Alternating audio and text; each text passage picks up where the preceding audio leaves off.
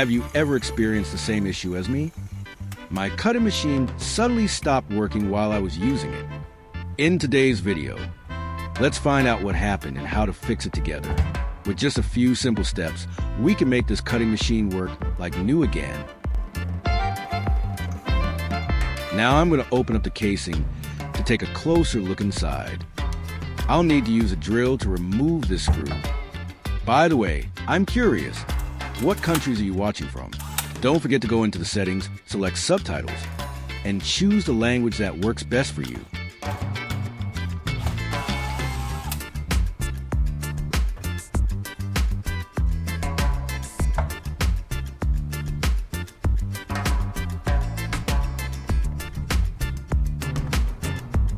Alright, here's the inside of the machine. As you can see, it looks a bit old already. I believe the problem lies with the carbon brushes. These components serve as a link between the stationary part, stator, and the rotating part rotor of an electric motor. In handheld power tools like drills, grinders, or cutters, which use electric induction to generate rotary motion, the carbon brush plays an essential role. Have any of you ever replaced the carbon brushes on a tool before? Since the components inside the machine are quite small and intricate, I'll use a pair of needle nose pliers to make it easier to remove the carbon brushes. Be sure to remove the carbon brush from both sides of the cutter. You see, during regular use, the brushes experience a lot of friction, which causes them to wear down over time. Eventually, they become unusable and need to be replaced with new ones. Have you ever had to deal with worn-out carbon brushes in your tools before? Let me know in the comments.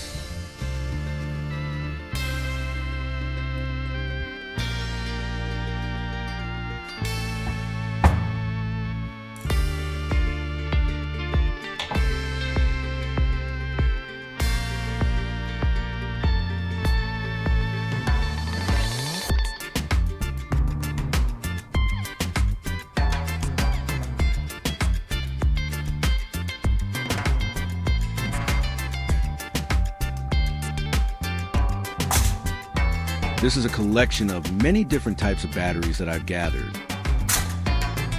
Now, you might be wondering, what do batteries have to do with fixing the carbon brushes in a cutting machine? Let me explain. The main component of a carbon brush is carbon itself, combined with some compounds like copper or nickel to enhance conductivity and durability. This composition is actually quite similar to the core of many common batteries we use today. So, I'm going to pick a larger battery because a bigger core will be more suitable for this little project.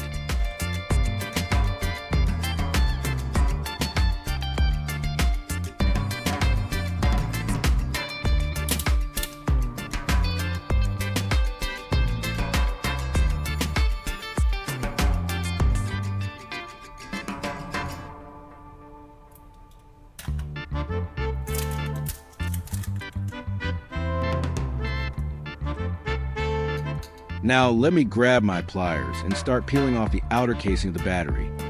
Have you ever tried repurposing battery parts like this before? It's kind of fun, right?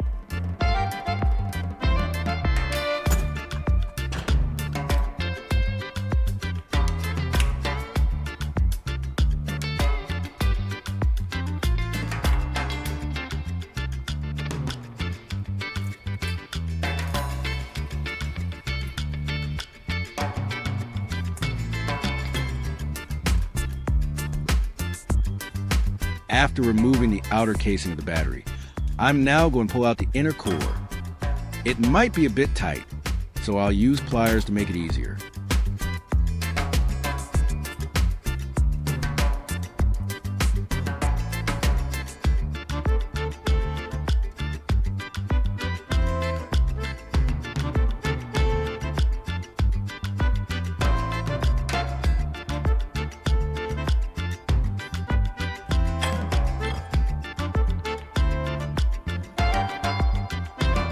Be sure to remove any parts that aren't useful. What we really need here is just a battery core.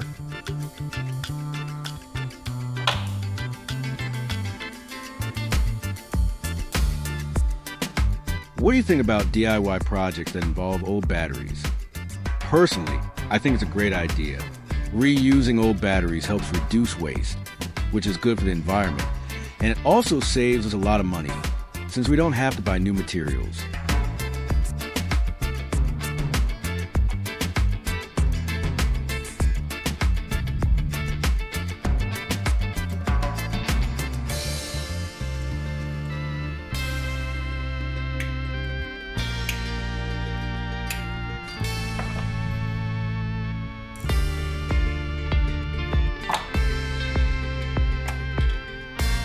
Now, because the core is very round, I'm going to place it on a wooden board and use a metal file to shape it into a square.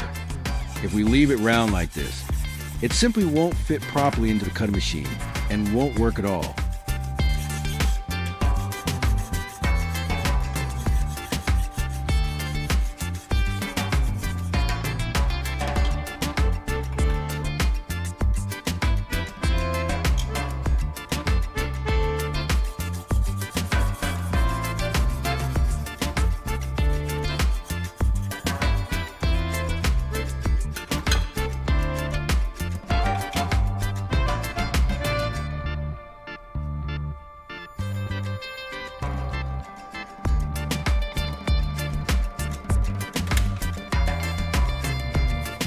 By the way, don't throw away the dust created while filing.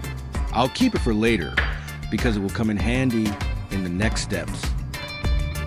Next, I've got a piece of electrical wire here. I'm going to strip about 4 to 5 centimeters of insulation from one end to expose the copper strands inside. This copper part will serve as the electrical connector for our carbon brush. I'll twist the copper strands together really tightly so they don't come loose. Make sure to leave about 1 centimeter at the end untwisted.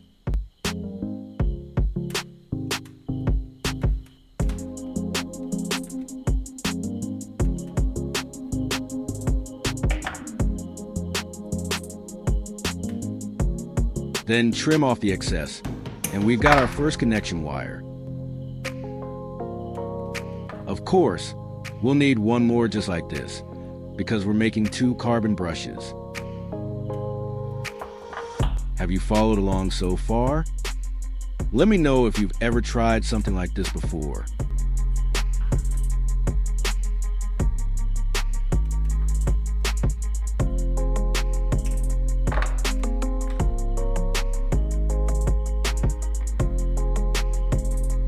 Let's set those 2 freshly made connector wires aside for now and turn our attention back to the 2 old carbon brush terminals. As you can see, each one comes with a small metal plate like this. The purpose of these plates is to connect the carbon brushes to the rest of the machine. And the good news is they're still in good condition and don't need to be replaced. So I'm going to cut them off and reuse them for this project.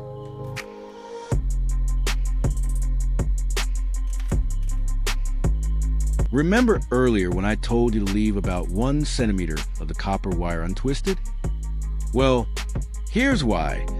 We'll be using that part to connect the wire to these little metal plates. Now, I'll split the untwisted end of the copper wire into 2 sections and carefully wrap them around the metal piece. Make sure to use pliers to twist it tightly. We don't want the connection to come loose while the machine is running.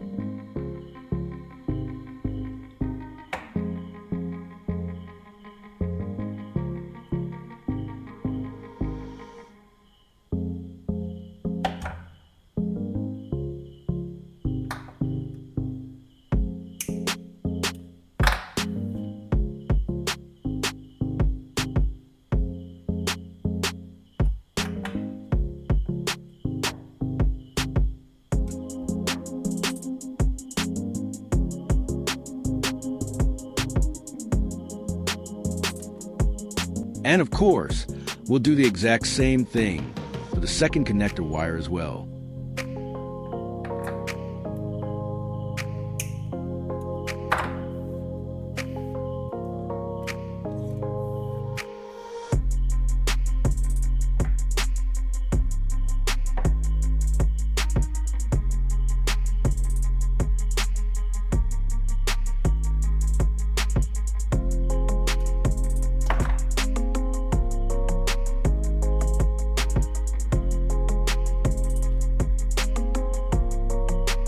Now let's return to the battery core. I'm going to test fit it with the old carbon brush to see if the thickness is just right.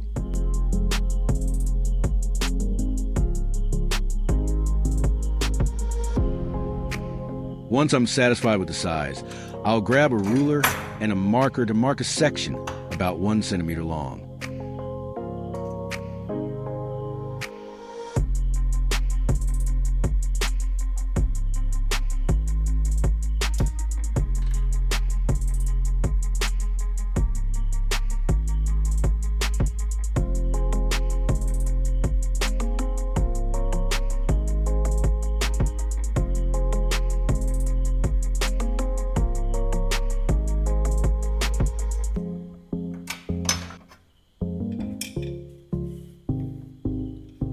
After making the mark, I'll go ahead and cut it using a small handsaw.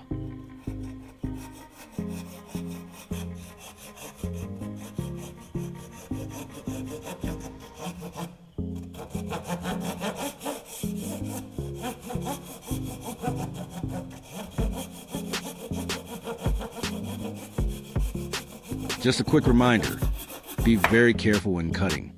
A saw blade might not be as sharp as a knife, but if you're not used to handling it, it can still be very dangerous.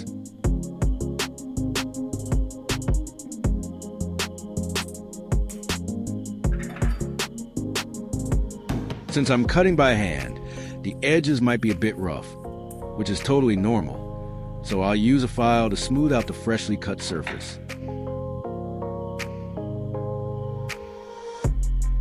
Then I'll cut another piece just like that one, and of course, make sure to file that one smooth as well. What do you think so far? Pretty neat way to recycle a battery, right?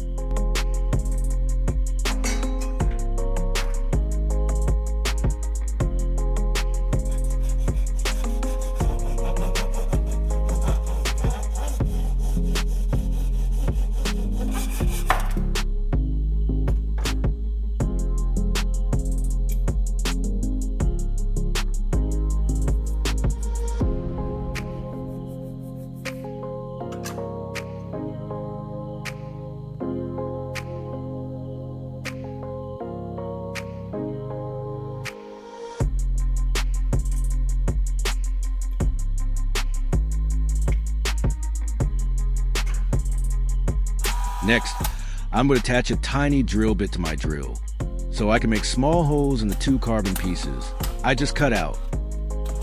Once the bit is secured, we'll get straight to drilling.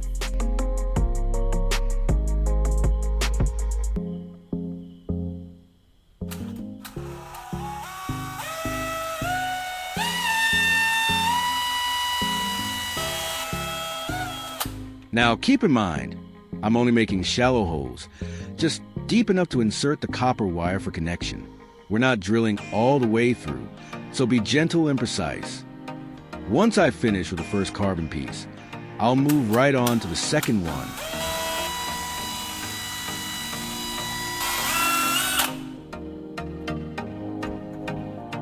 So I've successfully made 2 tiny holes in the carbon pieces.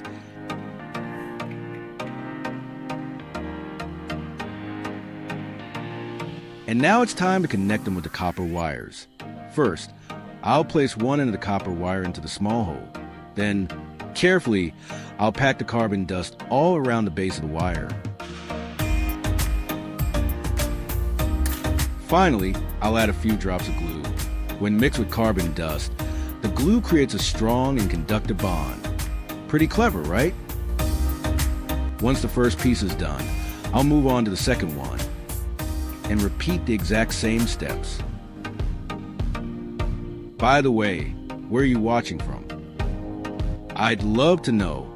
Drop the name of your country in the comment below. It's so amazing to connect with people from all over the world.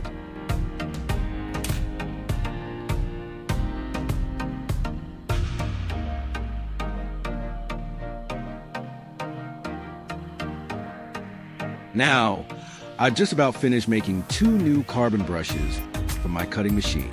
It wasn't too difficult, was it?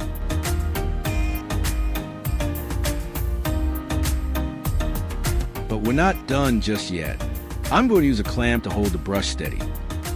Then I'll grab my soldering iron and solder the connection between the copper wire and the metal piece I reused from the old brush.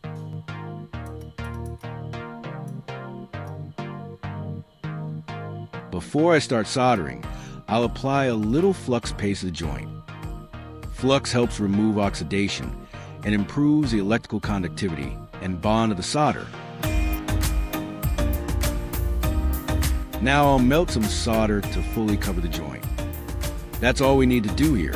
Just make sure the solder covers the connection completely.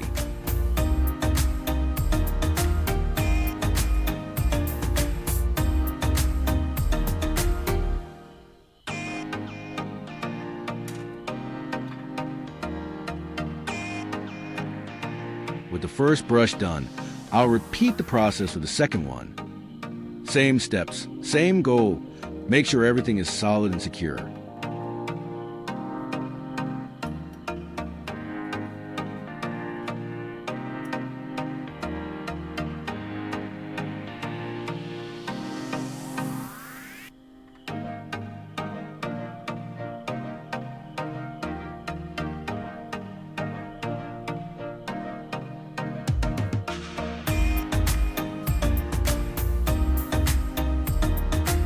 And just like that, our new carbon brushes are complete. Let's get back to our cutting machine and install them.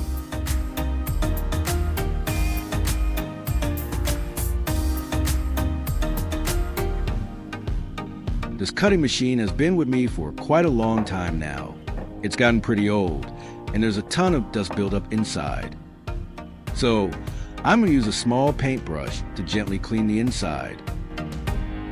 Just a few careful sweeps to brush all that dust away.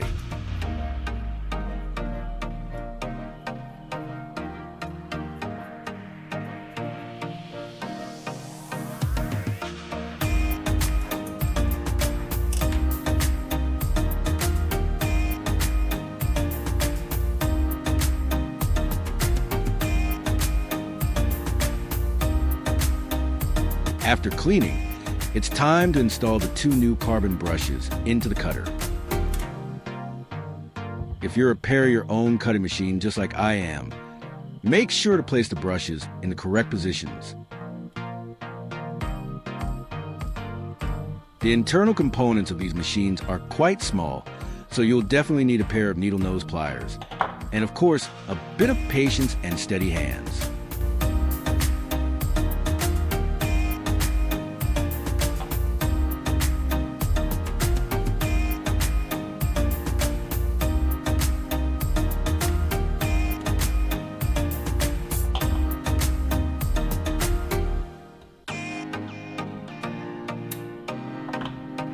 Once I've installed the brush on this side, I'll move on to the one on the other side.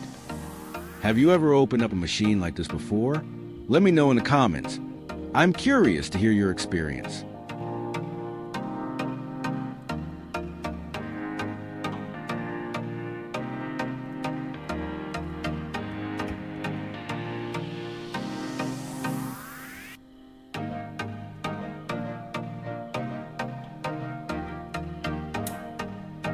So I finished installing both of the new carbon brushes into the cutting machine. Now, I'm going to reattach the machine casing, and of course,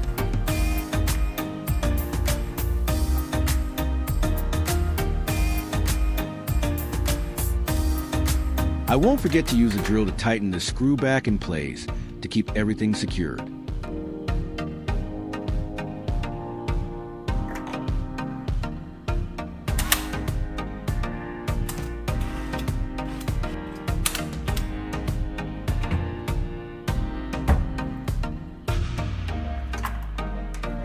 Let's plug it in now and test whether the cutter runs properly.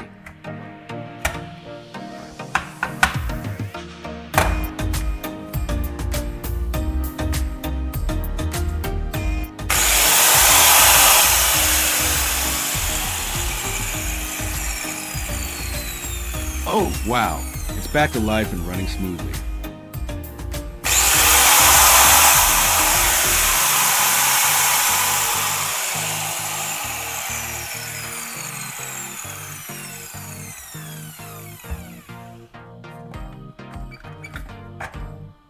Looks pretty good so far. So now I'm going to test it out on an actual cut to make sure everything works as it should.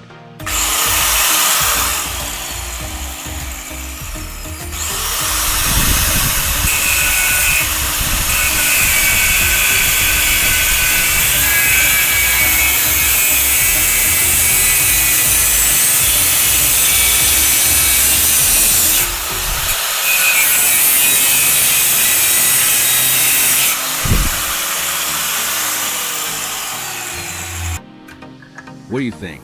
It cuts beautifully, doesn't it?